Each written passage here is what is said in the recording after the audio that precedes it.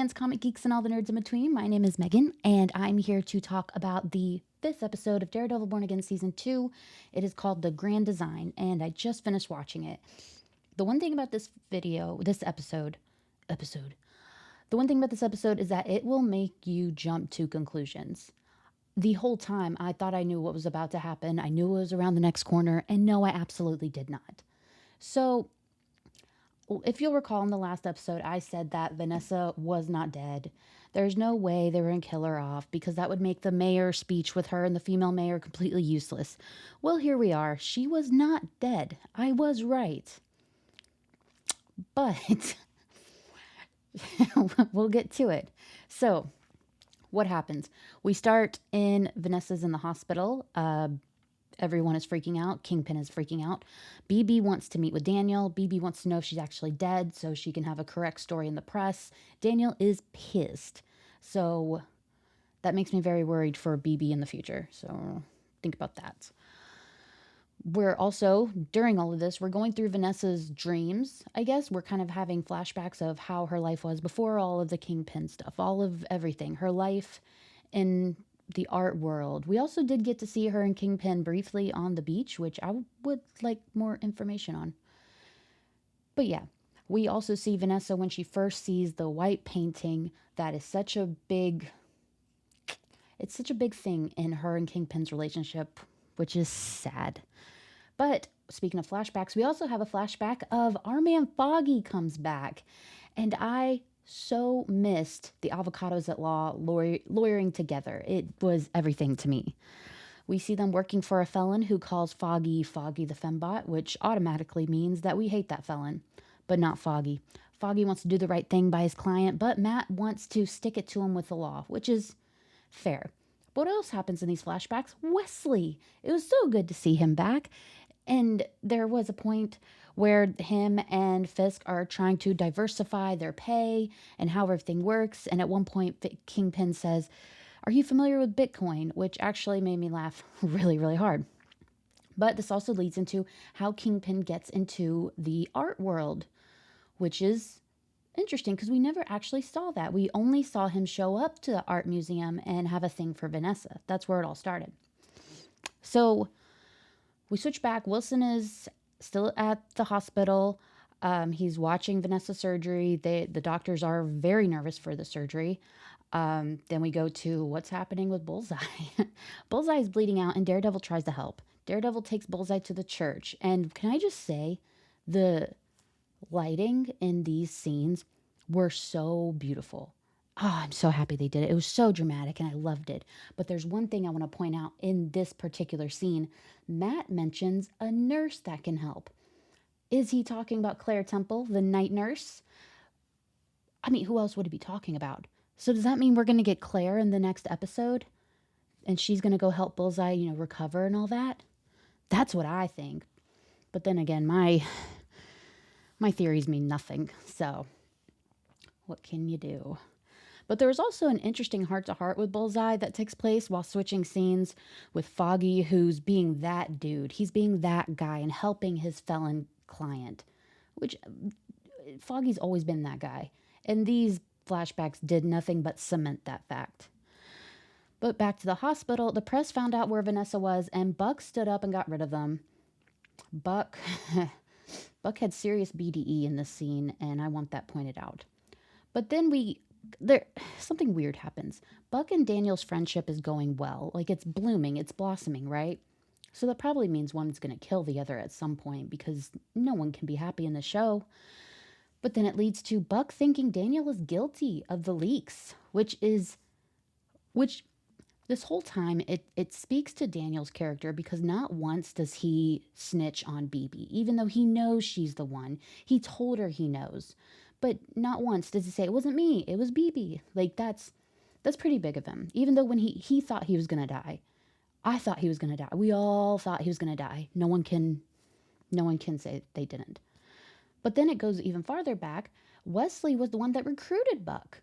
So I liked that little tie-in. That was really cool. I liked that a lot. So speaking on Daredevil and Bullseye, they are at the church. They think they're safe, but the task force knows Daredevil and Bullseye are there. So of course they bust in. Daredevil gets Buck. Uh, Daredevil gets Bullseye somewhere safe, and it's not safe for long because the task force has already forced their way in. Bullseye wants Daredevil to let him die. Daredevil leaves and apologizes, but goes back after thinking of Foggy and what he does for other people when Foggy says he is celebrating because of mercy. So that was a pretty powerful moment, I think. Daredevil carries Bullseye and Karen sees him, and I just know this is going to be a fight between them in the next episode. There's no way. Bullseye has tried to take out Karen way too many times for Karen to be cool with this. So I'm very, very excited to see that fight. But that's where we leave off Daredevil and Bullseye. Now, Vanessa. Vanessa. Vanessa is awake, and Wilson thinks she's thriving, and she's not. She started acting really weird, and I thought, okay, could this be she's lost her memory? Could she be acting weird because she's decided she's not down with whatever Wilson has set up for the crime underworld, that she's going to turn on him like in the comics? That's what I thought. And then she said, "Tell me a story." And I was like, okay, maybe she's not, maybe she's okay. But then she asks it again. And that's when you're like, if anyone that's watched a doctor's show, anyone that's watched Grey's Anatomy, we all know about the surge. That was the surge. We all know about it when they get this positive leaf on life where they are just happy and they're looking forward to the future and they have this energy, and then it all comes crashing down. And that's what happened with Vanessa. She died. So I just want to point out that I said she was alive, and I was right. But then she died. Also, I want to point out that Vanessa does die in the comics. She does die, but she's revived by the Hand, who is a very big presence in the next Spider-Man movie for some reason. So think about that. They actually go after Vanessa, find her body, revive her so she can fight Kingpin, because Kingpin is taking over as the Hand and they want to prove him worthy. So they use her. So, yeah, very interested to see if that actually plays out, because that would be fantastic. I would be down for it. So into it. So it's like, what's about to happen? Because what I think, because we still have not gotten Jessica Jones, and I don't expect her to have a big presence in this show by any means, but I do think that because of Vanessa's death, that Kingpin, will go super, super hard on the anti-vigilante standpoint, which I get it. Vanessa just died. What do you expect him to do? So I think that's going to happen, and he's going to go after all vigilantes. All of them, including Jessica Jones, including Luke Cage, including any vigilante he can get his little hands on.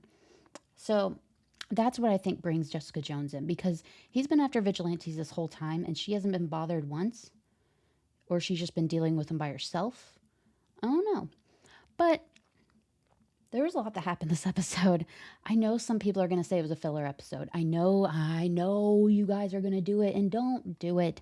We got so many good things. We got to see Foggy again. We got to see Avocados at Law. We got to see Wesley. We got a slight Night Nurse reference, which might lead to something. We get to see what happened to Kingpin, who is going to be out of his freaking mind in the next episode, and I am excited. I am so wonderfully excited to see where this goes. I'm also interested to see where we leave off with Daniel and Buck. I gotta say, Buck is knocking it out of the park, man. That guy just gets it. He just knows what to do. He just knows how to grab his inner Wesley. That's a weird way to say it. How to harness his inner Wesley and show it brightly, and that's what he's doing now.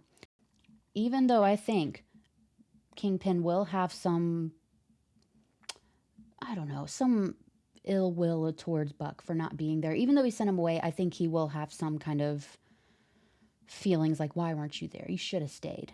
I think he's going to find guilt. He's going to find blame wherever he can do it. And I think it's going to go on everyone. Except Daniel. Daniel seems to be the only one that was there. be the only one that's had his back. Daniel's really his best guy, which is crazy.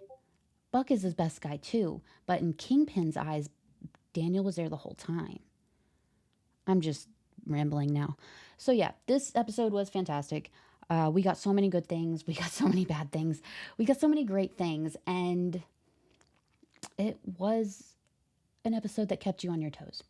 So that is my breakdown for the episode. That is my review for the episode. I really liked it. No freaking idea what's about to happen in the next one. I do think we're going to see the anti-vigilante task force go even harder than they are now. So that's going to be pretty crazy. This was my review for the 5th episode of Daredevil Born Again Season 2. Be sure to like and subscribe so you don't miss anything I put out. I put out a lot of stuff, and a lot of stuff I think you Marvel fans will really, really like. So with that being said, have a nice day.